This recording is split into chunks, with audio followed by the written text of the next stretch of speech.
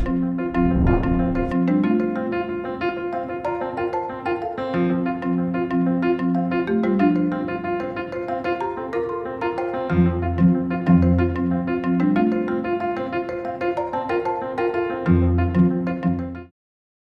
hydrogen's something quite different, and it's in the news a lot. We're hearing all about blue and green hydrogen, and I guess most of us are more interested in green hydrogen than blue hydrogen.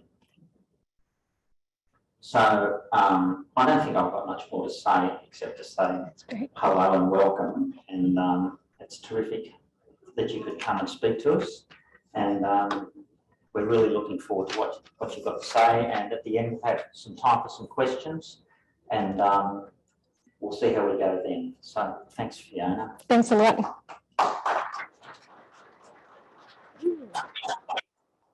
So if I speak without the microphone, can everyone hear me okay? Excellent. I hate standing behind lecterns because I just disappear. And I also can't stand still while I talk as well. I need to move around. So I'd like to start very briefly by just acknowledging the traditional owners of the land on which we are gathering. This week is actually Reconciliation Week. In ACT, we had a public holiday on Monday to mark Reconciliation Week, and I want to acknowledge the elders of the traditional owners of the land, past and present. So I'm going to talk to you today in the role of hydrogen in reducing greenhouse gas emissions, and I also added this little bit saying what it can do and what it can't do. And that's just in recognition that there is a lot of hype about hydrogen right now. And there is a lot of competing stories in the media, and not all of them are good. There is good hydrogen and there's bad hydrogen, and there are good things to do with hydrogen and there are bad things to do with hydrogen. And I'm hopefully going to tell you today a little bit about how you can sort of spot the good and the bad of hydrogen. Oh, turn it on. There we go. So I'm going to start by talking very briefly about the greenhouse gas emissions and the energy sector. So listening to the conversations already today, I have a feeling that you all know this, or at least some of you know this, but I wanted to just provide some context. There we go. So the IPCC came out with their 6th assessment report really recently. So this was released a couple of months ago, and a number of our top professors at ANU actually are on this working group. So Mark Howard, who's going to be coming to talk to you at some point soon, and also Frank Yotso, who I work with. And what we can see, unfortunately, is that we are not on track to limit global warming to below 1.5 degrees. So this red line here is pretty much where we are with stated policies going forward. However, there is an increasing action to reduce emissions, and we are still looking at 2 degrees or thereabouts. So all is not lost. And these other lines on this graph, so these 2 blue lines and this green line, represent different paths towards limiting warming to around 2 degrees. So there's or limiting warming to 1.5 degrees. So we're still in the game, but it's getting very close. So the total global greenhouse gas, or GHG for short, emissions can be split up into the different sectors which produce them. So what we have here in the green is what we call the energy systems. Then we have industry in the orange, the agriculture, forestry, and other land use, transport, and buildings at the bottom there. So we can see really that energy systems are a major part of our emissions profile. And we can look into that a little bit more closely. This is now the global GHG emissions from just the energy systems. And we can see that a large portion of this is really dominated by electricity and heat. And then, so that's quite interesting. But what I find more interesting is pretty much everything else is dominated by getting fossil fuels for the electricity and heat and other things, right? So these things, these other colors here are oil and gas fugitive emissions. The pink is coal mining fugitive emissions, and the green is petroleum refining, right? So a large amount of the emissions that we produce for energy systems is actually getting the energy in the first place. So fugitive emissions is something that I don't know if you've heard of. It is what we term the leaking of the natural gas or the methane that is released when you go exploring for oil and gas and coal, and also when you dig it up, and when you if you're dealing with gas itself, if you move it around, it's always leaking out. Actually, if I can go off on a slight tangent, I don't know if you noticed recently, but there was a news story saying that you actually get leaking from your gas stove, your gas cooking stove constantly, right? That's a fugitive emission. And not only is that bad for the climate, but they were finding it's really bad for your health as well. So these are some really cool photos of actually visualizing these leaks. So this red one here is from a Times article, which is worth looking up actually. So I would recommend you look at that. They have some nice graphics and some nice video showing these methane leaks. And this one here is from California. So the companies have to report these leaks, and they measure them at the point of, at their wells and at different points. But what's happening these days is that now we have satellites that can actually do what we call top-down measurement. So it doesn't rely on the gas companies actually measuring things themselves and reporting it. We can actually look at what's happening from satellites and see the methane emissions. And what people are finding in study after study after study is that, surprise, surprise, these are very highly underreported, and there are huge amounts more methane leaks in some places than are being reported. So this is a huge problem, and it was actually a major topic at the Glasgow COP26, which happened last year, so the big climate meeting. And there was the methane pledge, which hundreds of companies and countries signed up to, pledging that they were going to reduce their methane emissions by 30% on the 2018 value by 2030. Unfortunately, Australia didn't sign this. So back to our graph of global emissions from energy systems. One of the good things about that graph is actually that big green bit there. And the reason for that is that because we know how to fix it. It's very easy to fix our electricity emissions. First of all, we convert from fossil fuel-based electricity to renewable electricity using wind and solar, using batteries and pumped hydro, and then we get a balanced grid, which is reliable and low emissions. The second thing that we need to do is convert any any energy application that we can to run on electricity. Well, that's problematic. I don't know what happened. It's still there.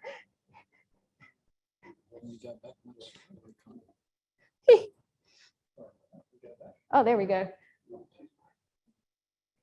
Oh, there we go. That's working again.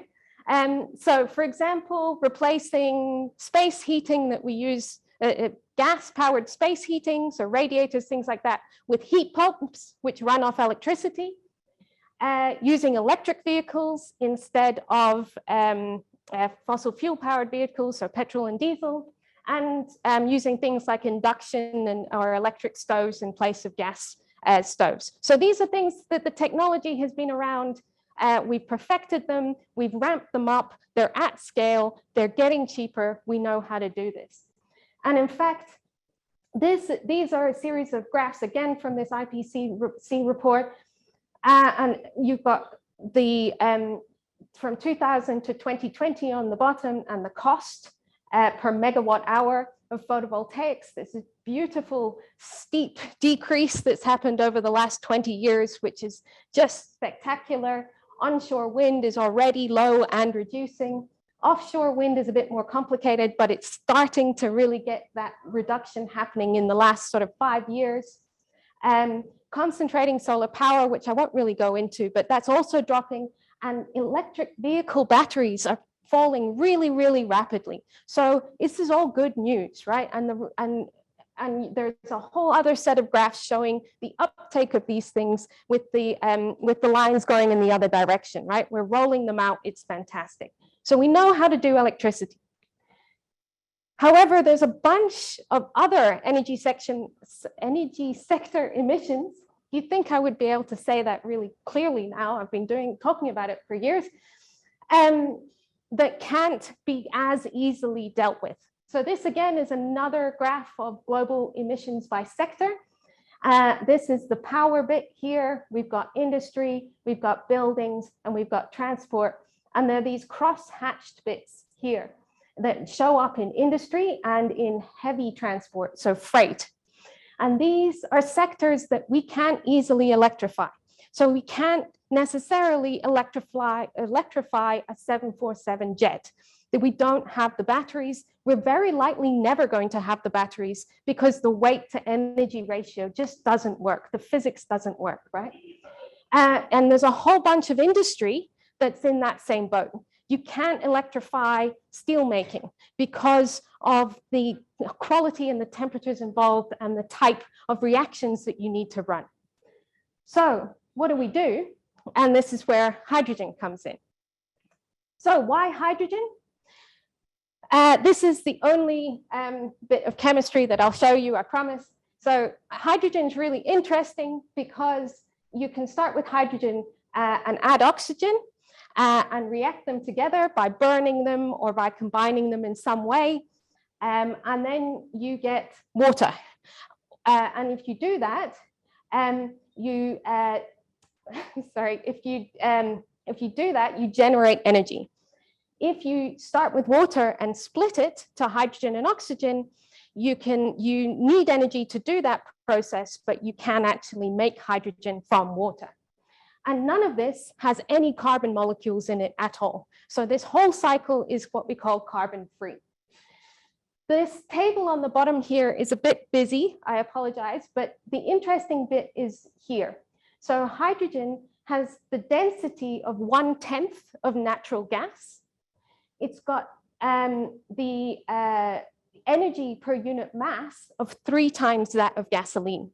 So it's a very light gas, but for the weight of it, it can store a lot of energy, 3 times more than gasoline. So what that means is that if you look at what we call the specific energy, which is a unit of energy per liter, it's actually 1/3 of liquid natural gas. So liquefied hydrogen has the same specific energy or energy density as 1/3 of natural gas. That sentence doesn't make sense, hang on. So the energy density of hydrogen is 1/3 of that of natural gas. So that turns out to be a bit of a problem because it's hard to store it, but it does mean that we have this renewable fuel that doesn't contain carbon. And the other reason why we want to use hydrogen, or why hydrogen is such a big thing, is because we already know how to do this, right? We already use 70 million tons of hydrogen a year. We use it for a whole bunch of important chemical processes. And then, interestingly enough, also for refining petrochemicals and iron and steel making, and a whole bunch of things that are only a small percentage, including making solar cells. We use a lot of hydrogen when we make solar cells in what we call forming gas. It helps everything become more efficient. In an earlier part of my research, I was making solar cells. So this is why I find that particularly interesting. At the moment, though, all of our hydrogen production pretty much is made from fossil fuels, 96% from what we call reforming of fossil fuels, and some small percentage from electrolysis. So just a very quick primer on how you make hydrogen and what that takes. So if you want to start with natural gas, you need about 3.2 kilograms, 7 liters of water, and you'll get 1 kilogram of hydrogen and 10 kilograms of carbon dioxide. If you want to do it by coal gasification, you need 7.6 kilograms of coal, 9 liters of water, you get 1 kilogram of hydrogen and 20 kilograms of carbon dioxide.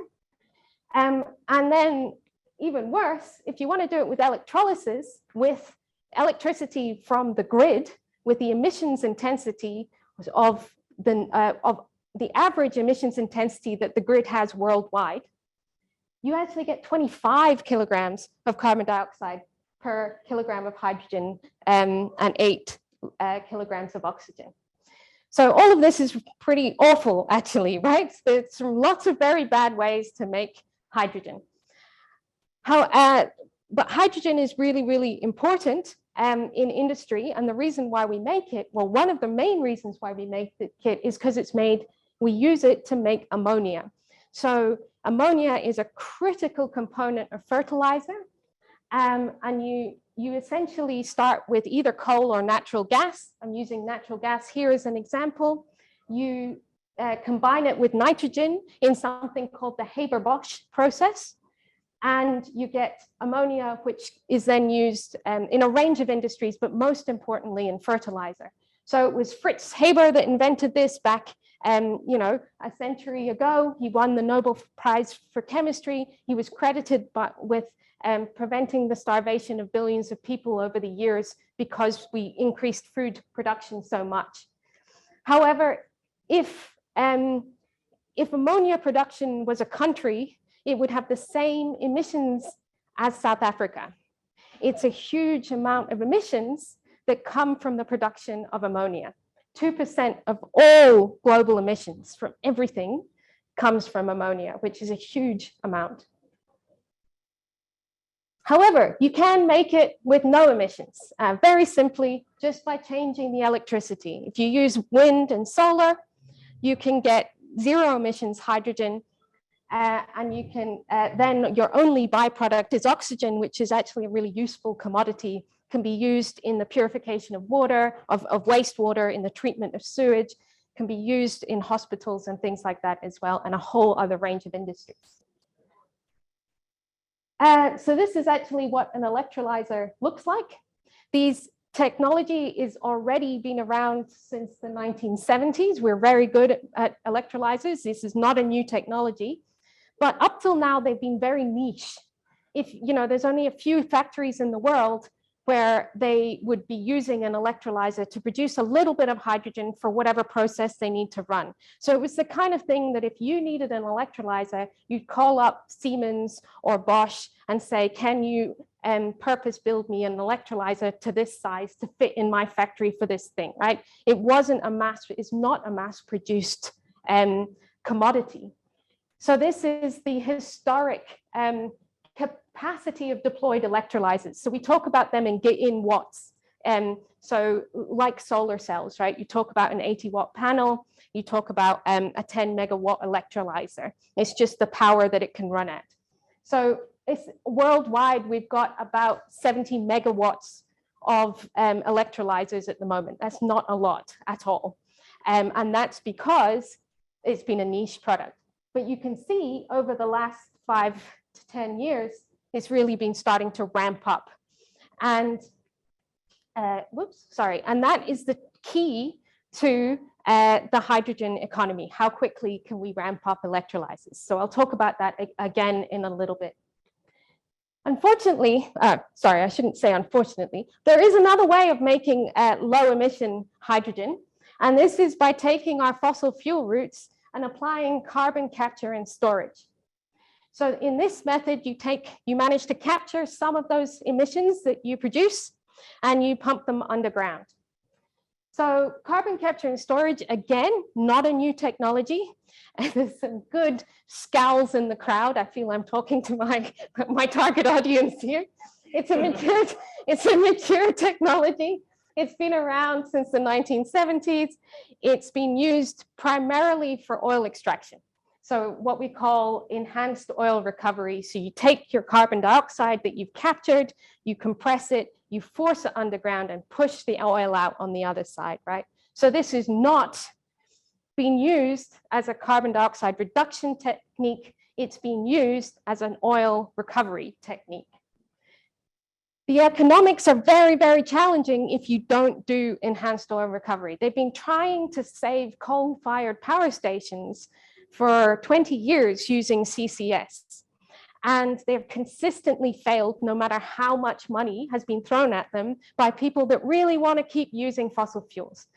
Hydrogen, it's a little bit easier due to the chemistry of the process. I won't really get into that, but it's still challenging. And there are still there's still only 1 or 2 plants that are actually doing this. And even then, they're not really that big.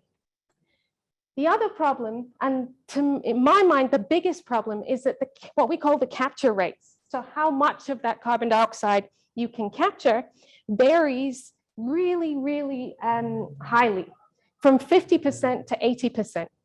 You can actually get higher with new technologies, but no one's actually built a commercial scale plant yet. They're looking at it in Norway. If they manage to do it and it's above 95% with, the fantastic, great, I'm happy for them to do that. But if they're building low emission hydrogen plants and capturing 50% of the emissions, that's not really a low emissions technology.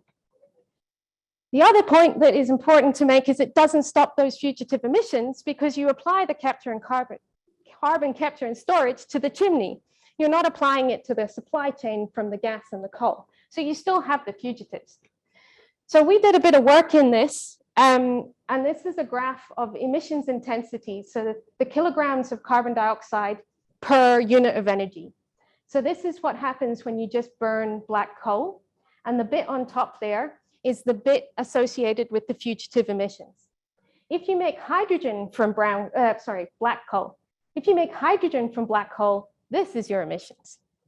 The reason why it's more is because the process isn't 100% efficient. So you have to make more, you have to use more coal to get the same amount of gigajoules of hydrogen. So you release a lot more emissions. You can do some carbon capture and storage. So this is 90%. We're being very generous. We're assuming the best possible. We still a huge amount of carbon dioxide. And this green line here is the European definition, current European definition of low carbon hydrogen. So you can see that there's no way that you can use coal to make hydrogen, even with CCS, and have it low carbon. Natural gas is a similar story, lower emissions, and that's the natural gas burning it directly. That's with hydrogen and no carbon capture and storage. That's with a sort of realistic, relatively easy carbon capture and storage system. And that's with a very optimistic 90% carbon capture and storage, which has never yet been demonstrated at scale. So really, we need to be here. And if you're here, you need to be putting a lot more energy and money into the system, right? So it's really important that we don't get blindsided by blue and green, because not all blue is the same emissions intensity. All this and this and this are all blue. So we have to be careful and not care about the color and ask about the emissions intensity. What we care about is whether or not it's a low emissions intensity. So really, I'd be looking for something that's lower than 20 kilograms of carbon dioxide per gigajoule. The other thing, I love this graph. I found this graph in a review paper relatively recently. It's a really, I mean, I wouldn't recommend reading it. It's very nerdy and technical. It's only of interest for scientists, but this graph is amazing. It's the cost of what we call carbon avoidance. So how much you have to pay to avoid 1 kilogram of carbon dioxide being, I think it's ton of carbon dioxide being released for using carbon capture and storage with the reforming of, let me try that again. Using steam methane reforming to make hydrogen plus carbon capture and storage. So in the early 2000s, people thought it was going to cost around $20 to $40 per ton of carbon dioxide. And then as the years went on, the projected cost of this actually went up. Usually you expect technology costs to go down with time. But what's happened is people have realized that it's much more complicated and expensive and difficult than they think. So now we've got this situation where the experts, this is a review of a whole bunch of literature surveys. And so the scientists and the engineers writing about this, their projections of costs are actually going up, which is quite interesting. And it depends on capture rates and also CO2 storage availability, right? Where are you going to put your CO2? You can pump it underground into old gas fields and all sorts of other geological features. But if they don't happen to be close to where your factory is, that becomes very expensive because you need pipelines or even ships sometimes. Okay, so the hydrogen rainbow, I couldn't have a presentation in hydrogen without actually talking about the rainbow. Everyone seems to love this, and everyone loves talking about the colors of hydrogen. So black and brown hydrogen is what is referred to if you just make hydrogen from coal gasification. Gray is what you get if you're reforming natural gas. Blue is reforming of natural gas plus CCS, although I've also seen it now referred to routinely with coal as well. So that number there should really be a lot bigger. Turquoise is a whole different thing. I have an extra slide on this if anyone's interested.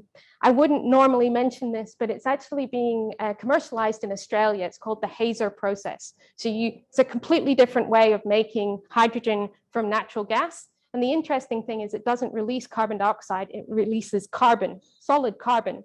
So like what they call carbon black. And that actually turns out to be quite a useful commodity. There's a whole bunch of things that you can do with it. The economics are very challenging and they rely on having a very good price for carbon black, actually. But it's an interesting technology. There's a spin-off out of UQ, I think, University of Queensland. It's something to watch.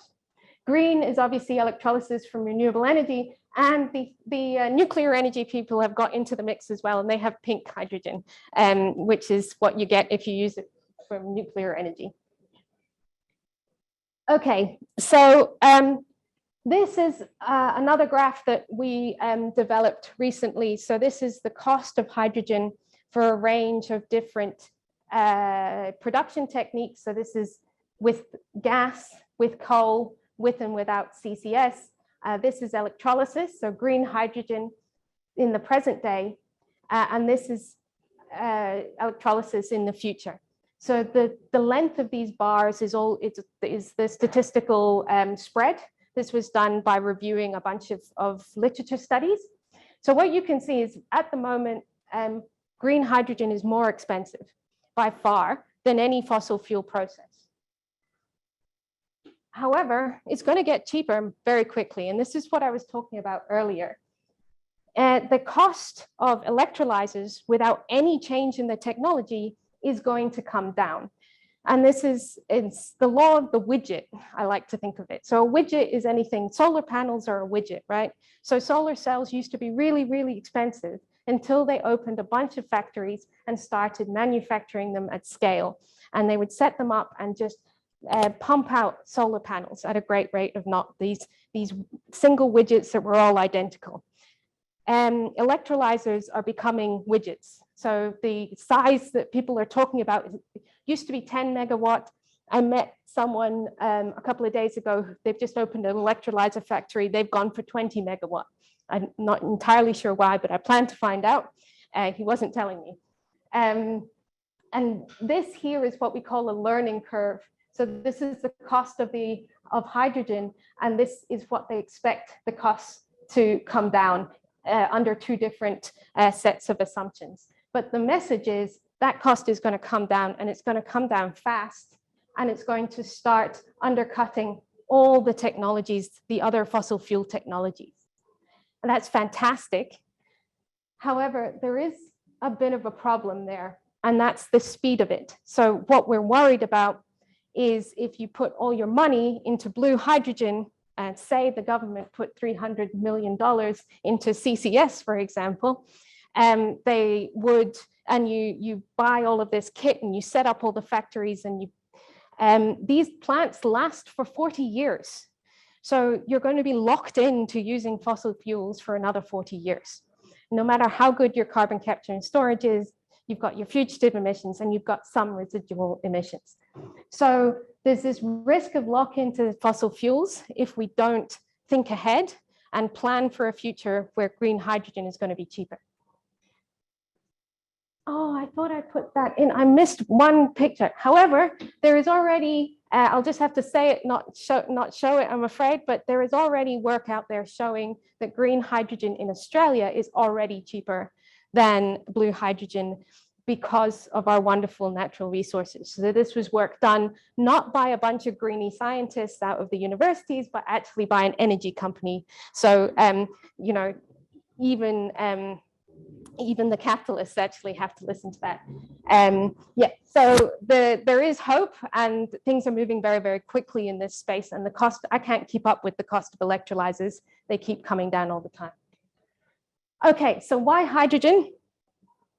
What can it do and what can't it do? So we talked about ammonia. Obviously, it's really easy to make this process reduce the emissions. You just change it to renewable hydrogen. That's fantastic. You've just cut a whole bunch of emissions out of ammonia. There's something else. Oh, there's something else you can do with hydrogen. So this is another process that I'm always nervous about saying. I think it's Fischer-Tropsch, but no one's ever corrected me, but I wouldn't put any money on it. You can use hydrogen, oops. You can use hydrogen and actually combine it with carbon dioxide in the atmosphere in this, again, very well-established process that's been used for decades, and make what we call synthetic fuels or e-fuels. So these are identical, molecularly identical to fossil fuels, right? It's just methane, it's just methanol, it's just Jet A1, but it's not made of dead dinosaurs. It's made of renewable energy and extracted carbon dioxide from the air. So obviously when you use these fuels, you release the carbon dioxide again, but it's a closed cycle. So you're not releasing fossil CO2, it's CO2 that you're first pulling out of the air. So you can use these, but you might also hear of this being called drop-in fuels. So you can literally drop these fuels into any application you're using fossil fuels and run them. And that becomes very interesting. So I mentioned before that hydrogen was really interesting for heavy transport. And that's because the energy density of hydrogen is, even though I said it was pretty low compared to gasoline, compared to liquid natural gas, it's pretty high compared to batteries because batteries are heavy and there's certain limitations on why they will never get lighter. Hydrogen has got an advantage there. So this means that, you know, we might be seeing hydrogen being the fuel of the future for certain applications. So heavy transport, there's a bit of a race at the moment between Boeing and the other one, Airbus, thank you, to see who's going to use what fuel, right? One of them is doing synthetic fuels, the other one's looking at hydrogen actually. GE and Rolls-Royce. Yeah. Yeah, they're doing it as well actually. Methanol and ammonia and liquid hydrogen are currently all in the race to power ships, big freight ships. And there's a whole range of hydrogen-powered trucks. However, there's also electric battery trucks, a company called Nikola, because I guess Tesla was already taken. Yeah.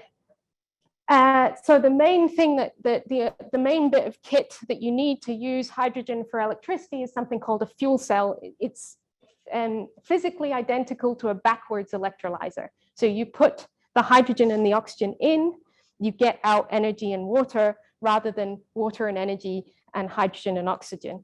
So in reality, they look a bit different, but they are very, very similar technologies.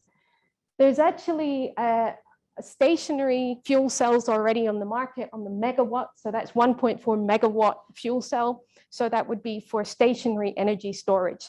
So you would have your hydrogen, and when you needed energy, you would just make it as required using oxygen from the air. There's also obviously fuel cell electric vehicles, which are identical in the drivetrain to electric vehicles, only instead of a battery, they have a fuel cell and a hydrogen tank.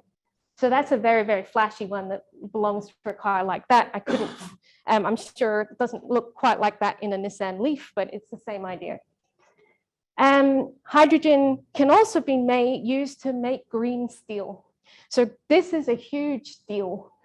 7% of global emissions are made by the steel industry. One part of that is because they use carbon as the reduction agent in making iron, in reducing iron ore to iron. So if you replace the coal with hydrogen, you don't get carbon dioxide anymore, you get water vapor. So you can immediately start reducing those emissions. There's a lot of work going on right now in Australia and around the world in trying to roll this out. And most of the major steel companies have a plan to make this happen. Very expensive, very difficult, but it's in the process. So this is, you might have seen figures like this, right? There's a whole bunch of them. So here you have your electricity, you have your electrolyzer, and these are all the things that your hydrogen can do. You can put it in the gas grid, you can power, you can use it to store power, you can use it in buildings and aviation and fuel cell vehicles and industry feedstock. You can do anything with it. However, that doesn't mean it's always a good idea.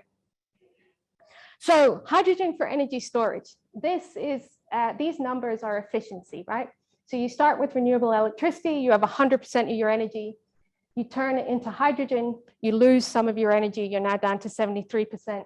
You compress it, lose some more energy, you turn it back to electricity in a fuel cell, you're down to 29% efficiency of, so you've got 29% of the original electricity. And it's the same sort of thing if instead of a fuel cell, you just burn your hydrogen in a gas turbine. So the message is the round trip efficiency is 30%. That's much lower than pumped hydro and batteries. This is not a replacement technology, it's an additional technology. So if pumped hydro and batteries are not giving you the scale you need, then maybe hydrogen is a good idea, but we shouldn't be thinking about it as a replacement. It's something that actually, it requires a huge energy penalty. The same thing can be said for hydrogen fuel cell cars. So the comparison is between electric vehicles and fuel cell vehicles. You start out with low carbon electricity, you perform electrolysis, you put it in your car, and you're left with about 41% of the energy. Whereas if you use the energy directly in an electric car, you'd have 86%. And so that's just the fact that you have this extra step, you can't get around it. You're always going to have an efficiency penalty. So again, hydrogen cars, fantastic for some things, not necessarily a replacement for a battery electric vehicle. So I love this picture. It's put together. So hydrogen is like the Swiss Army knife. And just like a Swiss Army knife, if you wanted to cut down a tree, you wouldn't pull out your little wussy saw thing and start going, right? You want to use the right tool for the job. So beware of hydrogen hype. Just because it can do something doesn't mean it should do something. There's actually, from the same group of people, there's actually what we call the hydrogen ladder. So these are unavoidable things we will definitely do with hydrogen: fertilizer, methanol, food industry, hydrocracking, desulfurization, long-haul aviation, steel, these sorts of things, shipping. Uncompetitive things are hydrogen to fuel cell cars, bulk e-fuels, domestic heating, industrial heat at low temperatures. There's a lot of arguments around this, right? I know everyone I know in hydrogen has a different opinion, but we pretty much agree on A and G. The bits in the middle are where we argue. Okay, I know I've gone on too long, haven't I? Okay, so the last thing I wanted to do was talk a little bit about what Australia is doing. And this is the bit that I wish I'd had another week and a half to prepare, because there's so much going on in Australia right now. And I know I'm not 100% up to date, but this is my best shot. And we'll see how we go. So this is, yes, so this is again some work from, I'm part of the Zero Carbon Energy for the Asia Pacific Grand Challenge. So this is a $10 million project over 5 years. It's funded by the ANU, trying to get economists and engineers and policy people and social scientists all to talk together and work together. And the main goal is around Australia's current energy exports. So we want to transform them. So at the moment, Australia's energy exports are iron ore, thermal coal, bauxite and aluminium, and liquid natural gas. And over 96% of these goes to Asia Pacific. And they actually produce greenhouse gas emissions in Asia Pacific that are 3.7 times our domestic emissions. They're 11% of all the emissions in the Asia Pacific region, including forestry, land use, and all that, and agriculture, right? 11%, that's huge, that come from Australia. And it's 5% of all emissions, which is really, really scary. So when people say that Australia doesn't have a big role to play in reducing carbon dioxide and greenhouse gas, that is where we sit. We have a huge role to play just due to our energy exports. So what does the future look like? Well, what if we transformed our energy exports? So instead of using fossil fuels, we transport electricity directly. So there's a project called Sun Cable. I don't know if you've heard of it. This idea of having it sounds like science fiction to me. I love it. Huge underwater high voltage DC cables from the northwest of Australia all the way to Singapore. It's crazy, but it's fantastic. Hydrogen itself, exporting that. And then instead of exporting our iron ore to be processed in primarily China and other countries with coal, we should do it here with renewable energy and hydrogen. So we start exporting steel and aluminium. So aluminium you can actually electrify. It's huge amounts of energy, but you can electrify it. So if we did that though, we would need 27 times Australia's current annual electricity generation. So the amount of co-located wind and solar farms that we would need fit inside that block.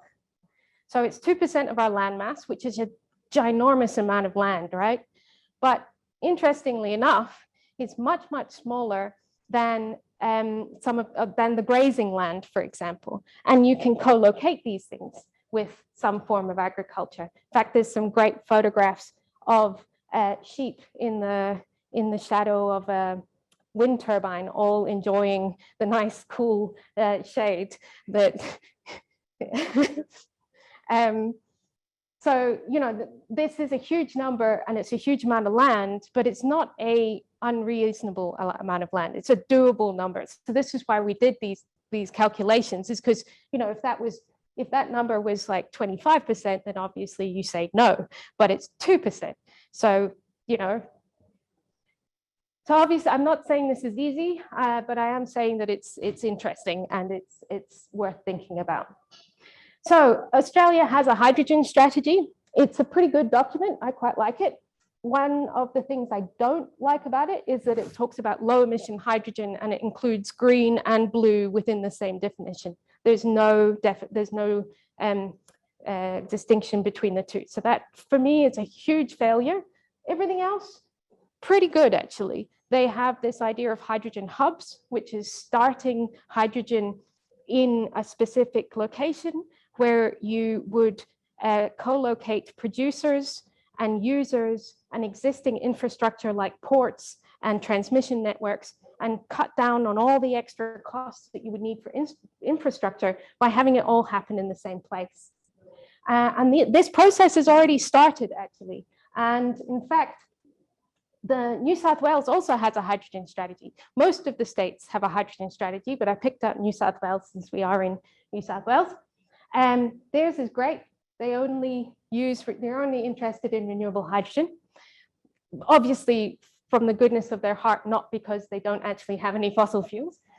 And they're already developing hydrogen hubs in the Hunter and Illawarra.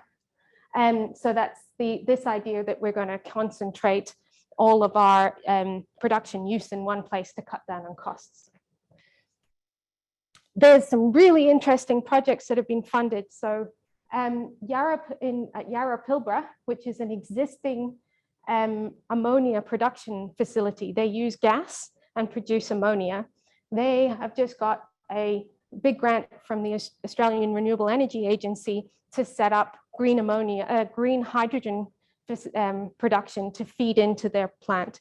So that's a really interesting project, small scale, but it's starting next year. So, and they already know how to, they already produce ammonia and they already ship it all over the world. So just by changing the way they make hydrogen, they can start reducing their emissions. And they're really looking to do this. These big companies, especially the ones, so I think Engie is French actually, especially the European ones, they're all actively trying to reduce their emissions now because they know. Yep. BHP and Fortescue Metals are well on the road to hydrogen locomotives. Give me 2 slides. No, that's a really good point. Yeah, so like a whole bunch of companies are getting on with this, and BHP and the mining in particular is really interesting, right? As long as they're not mining coal, they're really interested in lowering their emissions.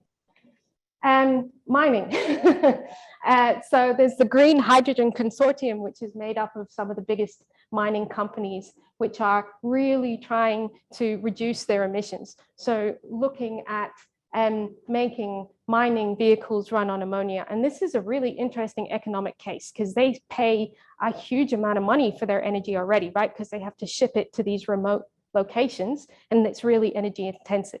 So instead they could set up their own solar farm and make ammonia on site and use it directly. And that becomes this really, as I say, it could be one of the ways that green hydrogen and green ammonia become cost competitive earliest because they're already paying a premium for their energy.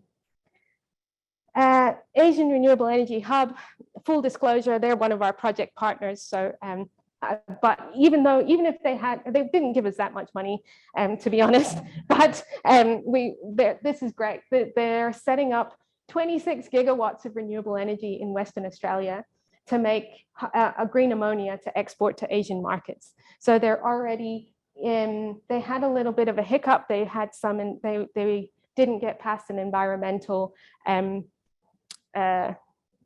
what's the word I'm looking for? There we go, assessment, thank you. The environmental assessment, but they're still on track, right? It's still happening.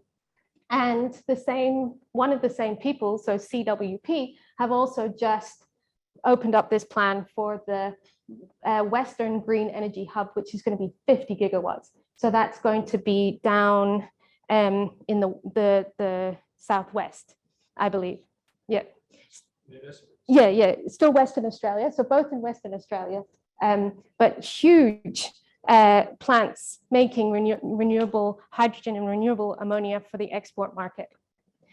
Fortescue and Twiggy. Twiggy's been very, very busy. I can't keep up with him. He's well on track. He's pivoting. So FMG, they've given 10% of their profits, I believe, to open up Fortescue Future Industries, which is this massive amount of money. They're extremely well funded. They keep buying everybody, all this technology from all over the world. They keep hiring everybody. Everyone I know is going to work for Fortescue Future Industries, which is all good, right? If he does half of what he says he's going to do, that's a good thing. I think the most important thing he's talked about is his Global Green Energy Manufacturing Center. So this is a manufacturing center in Gladstone where they're going to lose a lot of jobs as the coal industry dies down.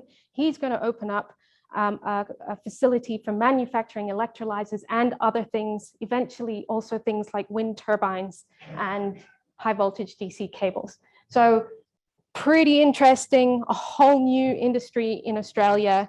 Again, I don't know if it's going to work, but if it does, it's fantastic. And then we have the less good stuff. So this is HESC, Hydrogen Energy Supply Chain. This is a relatively small project that's been co-funded with Kawasaki in Japan and the Japanese government. And there was a big hoo-ha about this last year. Oh, this year actually, because they set sail with the first liquid hydrogen set sail from Australia to Japan. I mean, it was a ridiculously small amount of hydrogen. It's also made from brown coal, which was a bit of a problem. And they called it blue, but there was no carbon capture and storage involved. They bought a whole bunch of offsets. I mean, it's a terrible idea making hydrogen from brown coal. It's a bit of a joke, but actually, you know, we do need to sort out these supply chains. And that is actually the Frontier. The Suzo Frontier is the first liquid hydrogen ship that's ever existed in the world. It's a big milestone, right? So it's a bit of a shame that they got embroiled in all of this controversy about the type of hydrogen, right? They should have just gone and bought some hydrogen from Bock and put it on the ship, right? The way that they made it wasn't important. It just so happened it was terrible.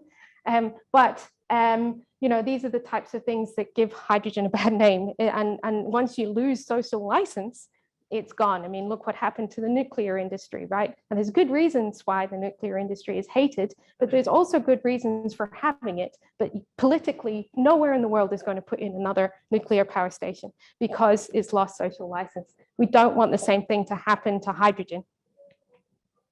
And it's starting, you know, there are some very negative press around hydrogen as well as the hype because of these sort of slightly underhand dealings with blue hydrogen and using fossil fuels and things. So there are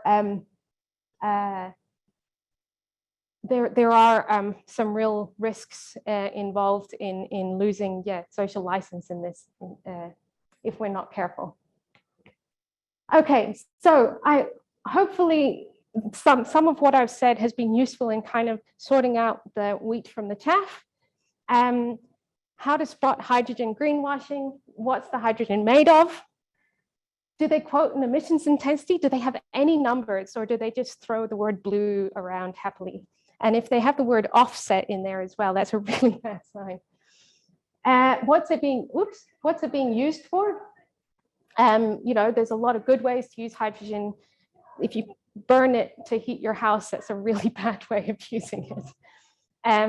And, you know, would it be better just to be investing in renewable energy? So at the base of all of this, the most important thing is to get renewable energy up and running as quickly as we can. So if hydrogen is distracting people from doing that, it's a bad idea, right? So while there are useful reasons to use hydrogen, you really should not be taking any of the investment away from renewable hydrogen, renewable electricity to do this.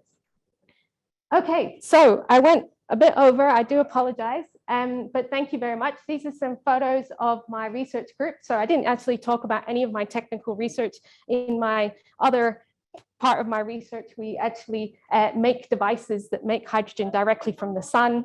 That's for another talk at another time. The idea is to, you know, not have to worry about an electrolyzer at all and just do it all directly. So, oops, I seem to have lost that. But thank you very much. And thanks a lot for your attention.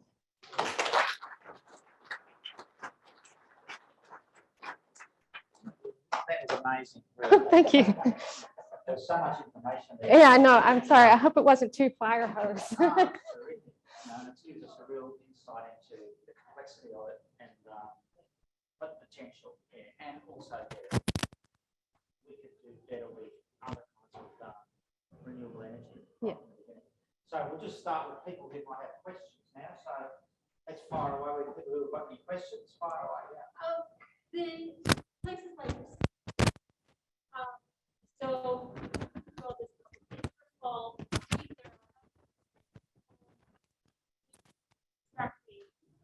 here and they take it overseas to because the environmental study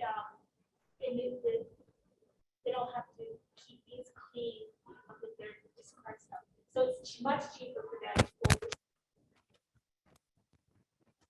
Also, is it possible if you're going to use the hydrogen to make from steel, then the water that comes off of that, can you capture that and reuse it to make more hydrogen? Probably. So the question is, so at the moment, the steel industry, we ship our iron ore off, a lot of it to China, and it gets processed there, and the emissions happen in China, right? So I think the question was, yeah, all the slag and everything. So there's environmental reasons that we don't do it here, but mainly cost reasons. They just do it, the labor costs and everything are cheaper in China. So, but yes, we also don't have to count all that carbon dioxide and emissions. The other question was about water. So if you produce water during the process of making steel, could you then, or I guess doing anything with hydrogen, right? Could you capture that water and condense it and then use it again to make hydrogen? Theoretically, yes, it might not actually be the most economic way of doing it. I didn't talk about water, but water is a really big issue. So I had some numbers, right? 6 liters, 9 liters, 7 liters. Actually, that's stoichiometric. So that's the molecular requirement. If you also need to do cooling systems, and if you want to, while you're deionizing the water and doing all these other things, you're going to need a larger volume of water. The only way we should be doing this is if we're desalinating seawater. And if the only way we should be desalinating seawater is with the most stringent environmental controls in place. Desalination can be a problem because you're left with really salty water. If you dump that in the ecosystem, that's a disaster. But we have the technology to deal with this, right? There are ways of dealing with this. For example, not dumping your brine and having these flow lines right out into currents and just sort of dribbling it back in slowly, for example. So there are ways of dealing with it. They're more expensive than the quick and dirty ways of doing it.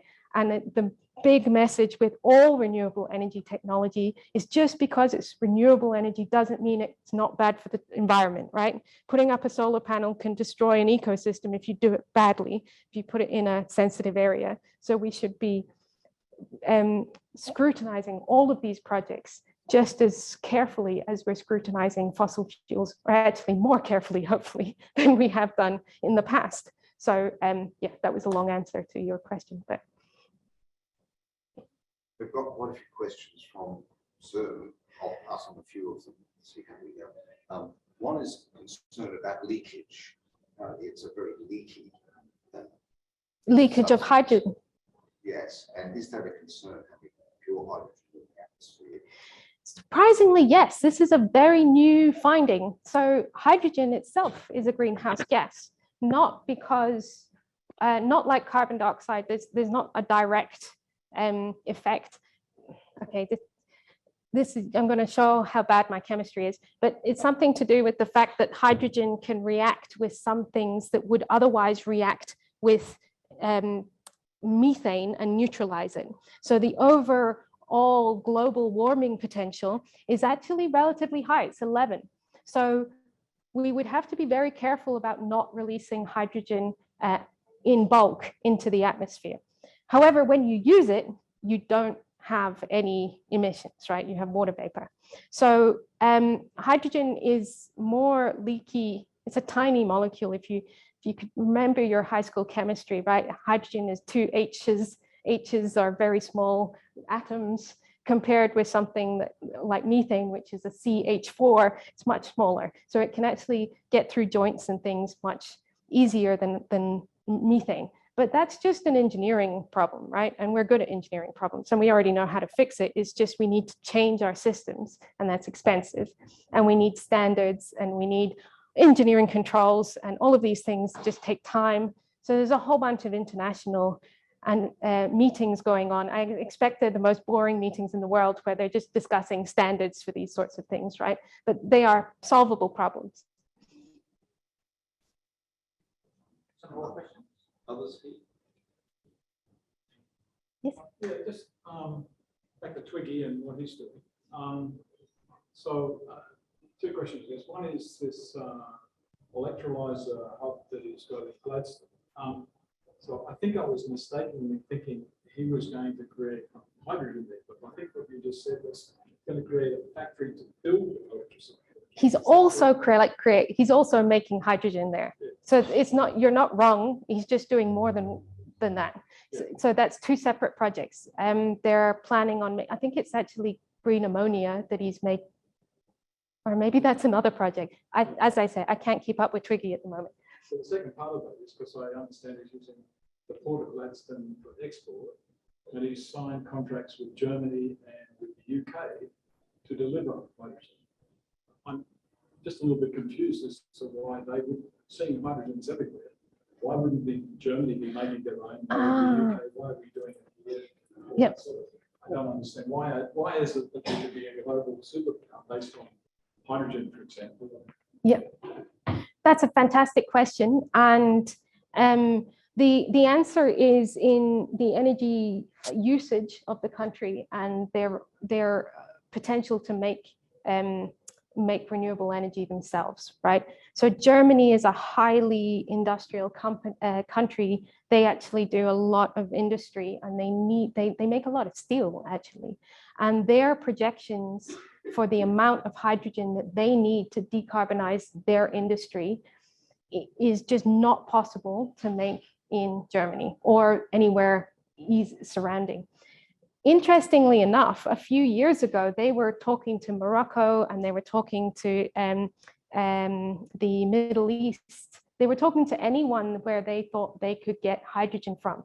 That's changed over the last year because of the war in Ukraine. The geopolitics of energy has reared its head again, and nobody wants to be tied to a country that they think is not long-term stable. And Australia is seen as this very stable country. We have long-term relationships with selling energy to people. So people trust us, they know we can deliver. So it's a lot of that, right? It's not just, we could also potentially make it cheaper here because of our wonderful resources. We might get there quicker than other countries because we have ports and things that we could convert very quickly. But I think there's a lot of that geopolitics as well. Yeah. Another question from the group out there. Given that air travel is a more direct way of putting emissions into the stratosphere than upper atmosphere, do you think it's a high priority to develop hydrogen planes? And do you think they are possible? Oh yes. So so given that planes are a source of emissions that are dumping them right into the stratosphere already, is it a high priority to develop hydrogen planes or some sort of renewable fuel planes? I think we need, so every single ton of carbon needs to be avoided as quickly as possible. I wonder if I can get my slides back up actually. Yeah, so there's a high, oh, look, I fixed it. Just all you needed to do was stand up. So I'm going to flick through a whole bunch of things to, oh, there's the Hazer process flicking by. Sorry, on my own computer, I can do this much quicker, but oh no, I took it out. I took out the slide I'm thinking of, sorry. Yeah, there's a hierarchy of things we can do to reduce emissions. And that hierarchy is can be thought about in a couple of ways, like how much renewable energy is it going to take and how much is it going to cost? So we need to do the easy, cheap things first. So the easy, cheap things are get rid of fossil fuel electricity, get rid of cars, get rid of, not cars, fossil fuel cars, do the easy, cheap things first, and then work on the more expensive things. And obviously that doesn't mean that we don't think about the more difficult things, but we should be investing in the cheap, easy things first so that we can have the most bang for our buck. So I don't think air travel is a big deal, but compared to electricity usage, it's not as big a deal. So I think that we'll probably end up using drop-in fuels is my guess. I think we're probably going to, liquid hydrogen is just not as dense as jet A1 that we use at the moment, and it's going to be very difficult to ever change those. That it's physics, right? So I think using something like a carbon neutral drop-in fuel is probably going to be the easiest thing, and then we don't need to change our planes, right? The planes don't care. It's exactly the same. Any other questions? I have one. Last one, maybe two. A copy of the slides. Of course. I think I dumped them on your desktop. You're more than welcome. Yep. And before Peter wraps us up, is there a chance you might come back for another? Yes. Yes. Yeah. Just a quick question about drop-in fuels. What would you estimate at the moment comparative cost with standard jet? Astronomical. Yeah, it's huge. I don't actually have those numbers, but it's absolutely not commercially viable at the moment. We need a carbon price. Hopefully now the carbon price is no longer like a dirty word in this country, but nothing is going to change. Like unless we overthrow the capitalist system, we are not going to incentivize people using renewable fuels while we still have cheaper options out there. So we need to, the economists call it, internalize the externals. You know, we need to internalize the cost of carbon of releasing carbon dioxide, whatever we call that. And even then, it's going to be a while before they get cheap enough.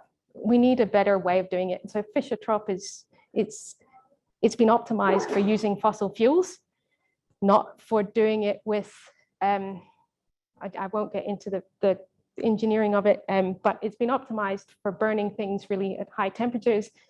How do you do it with hydrogen from an electrolyzer? How do you do it more cheaply? We need these sorts of things. And there's a lot of people working very hard around the world on these sorts of problems. And I'm an optimist. I have a lot of belief in human ingenuity, and like, look what happened with solar. I mean, we just need to do that again with, new technologies for fuels. So I think it's going to happen. I was just going to ask a question too. You're involved with this Asia Institute. What about the Pacific? Is there any kind of... So it's Asia Pacific. So it's the whole thing. How does Pacific... So the big thing is that a couple of things actually. ANU has got the best research department for Asia Pacific in the world. Like, we are world leaders in understanding the complexity of Asia Pacific in their politics and their policy and their energy usage and things like that. We have world-class experts in that. So part of that was leveraging our expertise. The other thing is, it's our back garden. It's what we can influence. We are a small drop in the ocean in Europe, but we are a big player in Asia Pacific. We already export 11% of their emissions to them. We should probably help in solving that. One of the projects, so I run the hydrogen project. One of the other projects on this bigger grand challenge is actually what we call the policy project. So that's about understanding Asia Pacific and their existing energy policies and what we can do to help them transition their policy space. So not exporting physical energy, but exporting our expertise, if you like. So that's led by Professor Paul Burke, who's again a world expert in this, in Indonesia in particular. Yeah. Yes, sir. With the drop-in fuels, I was just going to ask you about the fact that there are certain strategic supply chain issues with imported oil, and even though the price you said was astronomical compared to the imported, say, A1 jet, do you see industry being in a position to pay a premium just to ensure up supplies? So so the question was about drop-in fuels, and given the price volatility in oil and fossil fuels in Jet A1, is there, I'm hoping I'm paraphrasing like this, right? Is there an opportunity then for these drop-in fuels to become more commercially viable? I think the answer to that is yes, particularly when you think about it in terms of energy security. not energy cost. So every country, and you mentioned this earlier today, actually, every country wants to be energy independent. And so they're not relying on the volatility of the markets, which, you know, we're all going to suffer in a moment because gas prices are going to spike. That's the big story at the moment. Imagine if that we were completely insulated from that because we produced all of our own energy. Every country has the opportunity to do that now with renewable energy. Obviously, there's still going to be some exporting, but nothing on this. Oh, I think that nothing on the scale that we've been seeing at the moment, right? So I think there is that added incentive of security and getting away from this this volatility. And the war in Ukraine has been a really interesting, that sounds terrible, it's a terrible, terrible thing, but it's been a really interesting to see how this has shifted the conversation about renewable energy and about hydrogen from not, you know, just talking about economics and cost to talking about a lot more of these geopolitical things as well. And if anything, I think it's ramped everything up speed-wise, particularly in Europe, obviously. Okay, Fiona, thank you very much. That was fantastic. Thank you. I mean, one of the figures that blew me out was the 5% of global emissions that we export. Add that to the close to 2% that we consume here. We're a 7%er, and that's way. I know Italy produces about 1.8%. So if you put 4 or 5 Italys together, that's how much this country with such a small population is damaging the whole climate system. It's amazing, that extra 5%, and people never talk about that. They say, "Oh, we're only a little player. What can we do?" Blah blah blah. But we're actually a lot worse. You have to put 4 or 5 European countries together to equal out, and their population is much more like not 150 million, 200 million compared to 30. Yeah, so that's a real eye opener.